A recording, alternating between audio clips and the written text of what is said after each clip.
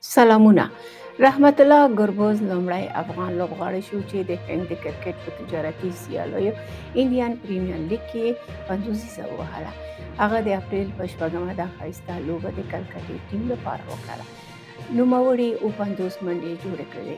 23 کلن رحمت الله ګربز د لوبې پیلوونکی لوبغاړی دی او تر دې وړاندې د افغانستان لپاره هم وخت په وخت غوره لوبه وړاندې کړې ده. ګڼو پاکستاني رسنیو نن خبر ورکړی چې یو مشکوک افغان وګړی د پاکستان د وزیر اعظم شهباز شریف دفتر ته په مرموز ډول د ننوتلو په تور نیول شوی دی.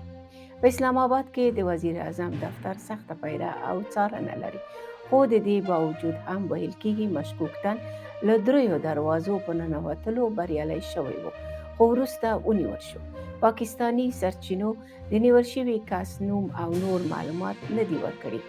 البته دومره یې ویلي چې د ترهګرۍ د پیښو پلټونکي پولیس له مشکوک تن څخه پلټنې کوي. او ګلف نیوز ورځپاڼه لیکي د شارجې پولیسو د عبدالعزیز ابراهیم مومانی په نوم یو ایراني وګړي ته په یوه لویه غونډه کې د ستاینې سند ورکړی. دغه تن د شارجې په نړیوال نندارتون کې 150,000 درهمه موندلي وو چې حکومت ته واپس کړي.